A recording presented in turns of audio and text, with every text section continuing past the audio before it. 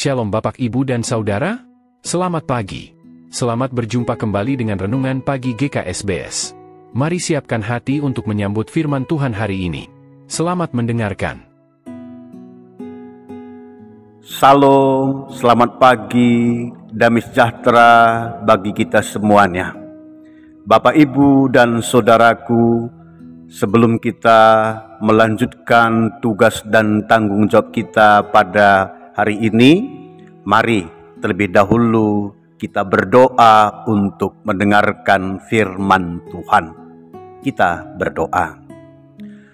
Allah Bapa yang Maha Pengasih, kami bersyukur atas kasih setiamu yang menyertai kehidupan kami. Terlagi kami mau mendengarkan firman-Mu.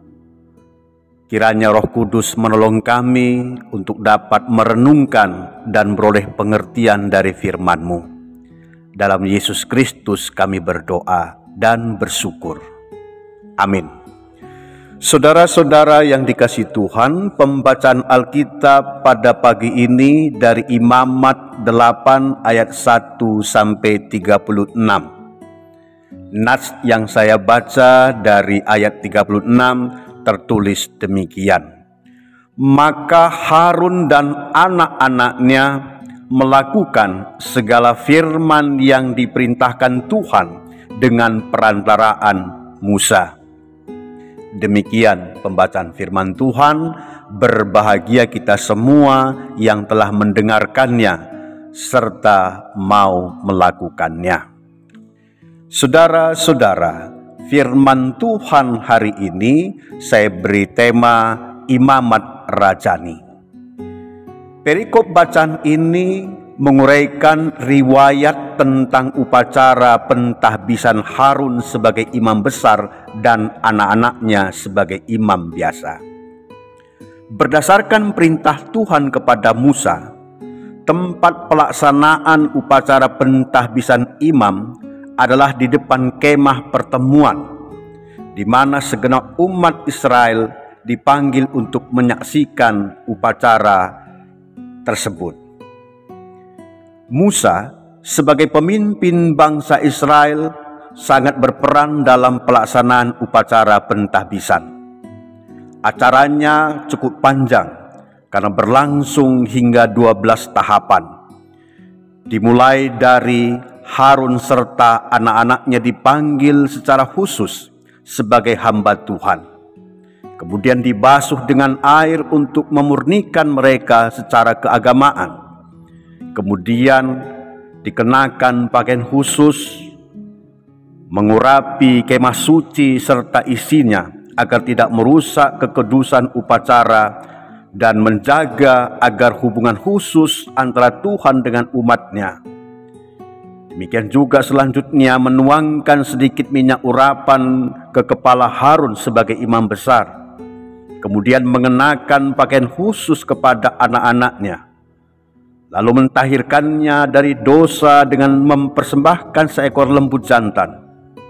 Kemudian untuk menyenangkan hati Tuhan, Musa mempersembahkan seekor domba jantan sebagai korban bakaran atas nama Harun dan anak-anaknya.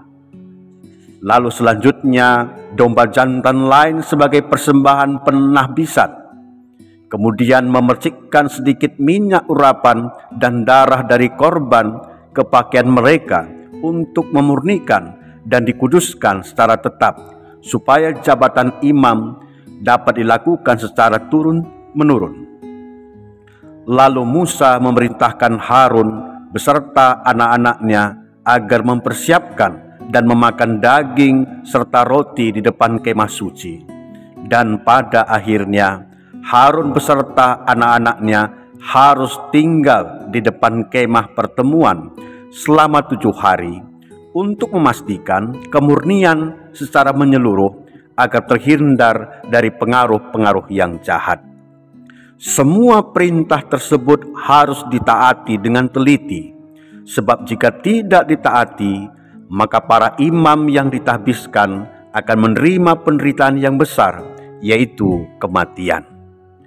Saudara-saudara yang dikasihi Tuhan, ibadah pentahbisan pendeta Kristen sekarang ini tentu sangat berbeda dengan yang digambarkan pada perikop bacaan ini ketika upacara pentahbisan imam dilaksanakan. Tetapi seorang pendeta sama seperti imam-imam di Israel pada zaman dahulu. Pendeta ditetapkan sebagai pemimpin rohani di jemaat dan di masyarakat. Karena telah ditetapkan sebagai pemimpin, maka seyogianya pendeta dihormati. Bukan karena upacaranya, bukan juga karena pakaian saat dia memimpin kebaktian, maka dia harus diikuti sebagai pemimpin rohani. Atau adakah cara lain yang lebih penting untuk menolong seluruh jemaat agar menghormati pendetanya? Saudara, kuasa pendeta itu tidak mutlak, karena pendeta juga manusia. Sewaktu-waktu bisa berbuat salah secara tidak sengaja atau jatuh ke dalam dosa. Kedudukannya tidak mutlak untuk mencegah berbuat hal-hal yang jahat. Bahkan kedudukan itu sering membawa dirinya pada pencobaan-pencobaan khusus sebagai pemimpin rohani. Misalnya saja, menyalahgunakan kedudukannya, merasa puas diri, menjadi angkuh dan sombong, mengabaikan kebutuhan jemaatnya, dan tidak memberi keteladanan hidup. Oleh karena itu, pendeta harus tetap memohon pengampunan dari Tuhan dan terus berusaha untuk memahami kehendak Tuhan, baik bagi dirinya sendiri, bagi keluarganya, demikian juga jemaatnya, bahkan bagi masyarakat di mana pendeta itu berada. Pendeta dipanggil untuk melayani gereja dengan rajin, setia, tulus, dan rendah hati. Saudara-saudara yang dikasihi Tuhan, imam zaman sekarang bukan hanya pendeta saja. Majelis juga disebut sebagai pejabat gerejawi yang diteguhkan baik sebagai pendeta, penatua, maupun diaken. Kalau kita memperhatikan dari 1 Petrus 2 ayat 9, di sana disebutkan, tetapi kamulah bangsa yang terpilih, imamat yang rajani, bangsa yang kudus, umat kepunyaan Allah sendiri, supaya kamu memberitakan perbuatan-perbuatan yang besar dari Dia yang telah memanggil kamu keluar dari kegelapan kepada terangnya yang ajaib. Jadi berdasarkan fungsinya, mereka diteguhkan untuk melaksanakan tugas khusus. Tetapi kita semua sebagai orang-orang Kristen adalah imamat yang rajani. Kitalah imam di tengah dunia ini. Kita bertanggung jawab untuk membawa dunia yang penuh dosa ini ke hadirat Allah yang kudus. Majelis sebagai pemimpin rohani tidak boleh sembarangan melayani Tuhan. Maka sebelum Tuhan mengutus untuk menguduskan umat, majelis harus dikuduskan terlebih dahulu. Demikian juga secara umum kita semua orang Kristen adalah imamat rajani yang diutus. Untuk itu, marilah terus berusaha hidup kudus dan mempersembahkan segenap hidup kita kepada Tuhan. Tuhan memberkati. Amin.